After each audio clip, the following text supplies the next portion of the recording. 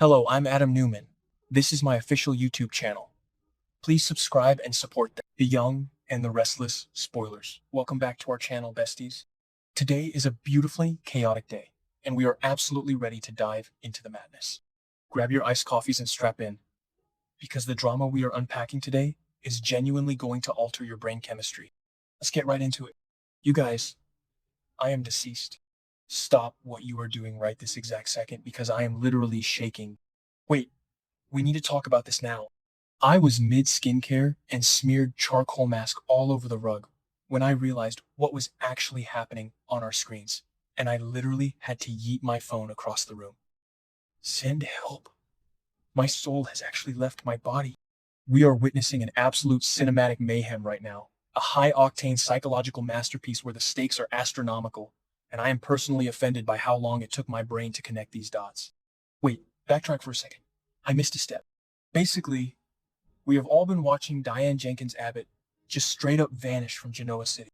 She has been missing for weeks, legit just gone since the whole Fairmont Crest situation, and Jack and Kyle have been wandering around like lost puppies looking for her. Kyle is out here defending his mother's work ethic to Detective Burrow, saying she would never just abandon Jabot, which is honestly so unhinged because, bestie, be for real right now? Your mother has faked her own death before. Did I say that yet? Ugh, my brain is mush.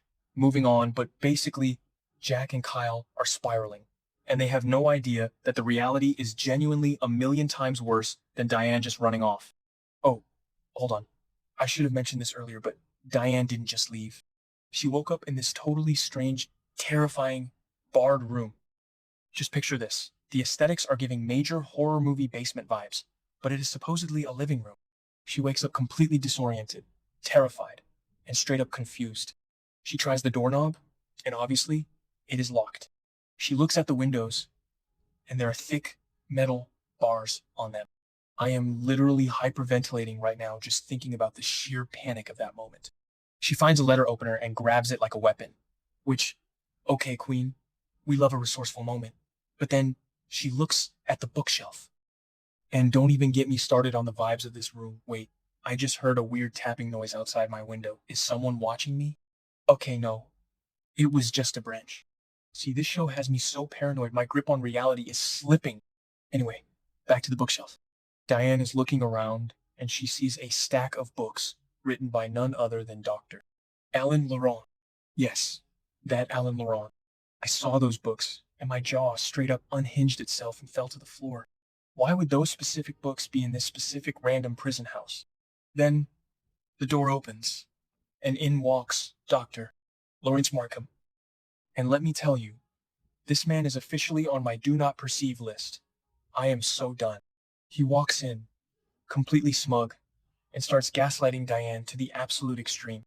He tells her that he found her screaming and inconsolable by the side of the road, that she had a massive mental breakdown, and that Jack, her own husband, authorized this entire hostage situation. He tells her she needs to put the letter opener down and stay put while he decides what to do with her. The absolute audacity. He is playing this sick psychological game, and Diane is just standing there, trapped. But wait, I'm glitching. Okay, back to the main event. The tea gets so much darker because Dr. Markham is not working alone. Who is funding this little house of horrors? Patty Williams. Yes, Patty is back on her absolute worst behavior, and she's genuinely out of her mind. Tracy Abbott, the literal angel of Genoa City, actually caught Patty at the Park Cafe handing Dr. Markham a massive envelope of cash. Tracy was hiding behind a pillar like a stealth operative, which is honestly so iconic, and heard Patty say she needed proof that things were going, as discussed. Tracy confronted her, dragged her for filth, and straight up told Patty she despises her. We love to see Tracy snapping. But Patty does not care because she takes her little proof, a staged photo of Diane unconscious in a white padded cell, and marches right up to the Abbott mansion. She shows the photo to Jack, who is already losing his mind, and tells him she found Diane after her psyche shattered. And then, the absolute most unhinged blackmail of the century drops. Patty tells Jack that Diane's health is in his hands, and she basically demands that Jack sleep with her. She wants to recreate the magic they had on the yacht. I screamed into a pillow for a solid 5 minutes. She is straight up using his kidnapped wife as leverage for a hookup. Jack is disgusted, but he is trapped. But besties, we need to talk about the real-world ending tea here. The books on the shelf, the gaslighting, the psychiatric evaluation cover story. What if Dr. Lawrence Markham is not just some random corrupt doctor? What if Martin Laurent never actually disappeared? You guys, I am calling it right now. The villain arc is about to go nuclear. Martin was arrested, but his exact whereabouts have been totally unknown. What if, instead of going to a regular prison, he was transferred to Patty's mental health facility for evaluation? Think about it. Patty Williams has a literal history of using plastic surgery to steal identities. Remember when she carved up her face to look exactly like Dr. Emily Peterson? She knows exactly how to manipulate the medical system to give someone a completely new face. What if Patty trauma bonded with Martin in that facility, remembered her own Emily Peterson era, and convinced Martin to change his face to look like this doctor?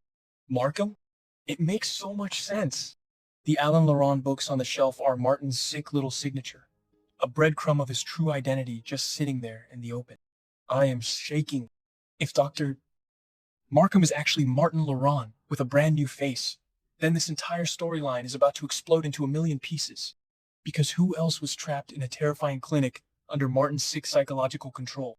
Sharon Newman and Phyllis Summers. Oh my god, my brain is actually buffering from the sheer audacity of this plot. Martin put Sharon and Phyllis through absolute hell. They were trapped, terrified, and literally had to save each other's lives to escape his twisted games. The trauma they share from that experience is a bond that can never be erased, even though they usually hate each other. If Martin is back, and he is the one holding Diane hostage, you know for a literal fact that Sharon and Phyllis are going to be dragged right back into this nightmare. The universe is genuinely setting up the most chaotic team-up in history. Phyllis hates Diane with the fire of 1,000 suns, but Phyllis also knows exactly what it feels like to be trapped by Martin Laurent. Will Phyllis and Sharon have to join forces to launch a rescue mission for the woman they both despise? I am manifesting a total dumpster fire by the next update, because the irony of Phyllis saving Diane from the exact same monster who tortured her is too delicious to handle. Wait, did I say that yet? Ugh, my brain is mush. Moving on, but seriously, think about the psychological warfare Martin is playing right now. He has a new face, a new identity, and he is hiding in plain sight while getting paid by Patty Williams to torture the Abbott family. But who will be his next victim? If he is truly back, he is not going to stop with Diane. He's going to want revenge on the people who took him down the first time. He's going to come for Sharon. He is going to come for Phyllis. He is going to come for everyone who ruined his original masterpiece of manipulation. I am literally pacing around my living room right now, clutching my chest because I am too unwell to handle the gravity of these events. This man is a chameleon, a straight-up psychopath, who has now infiltrated the medical community under a fake name.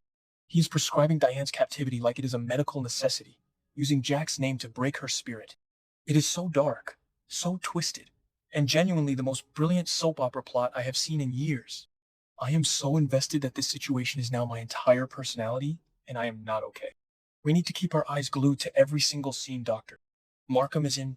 Watch his mannerisms. Watch how he talks to Diane.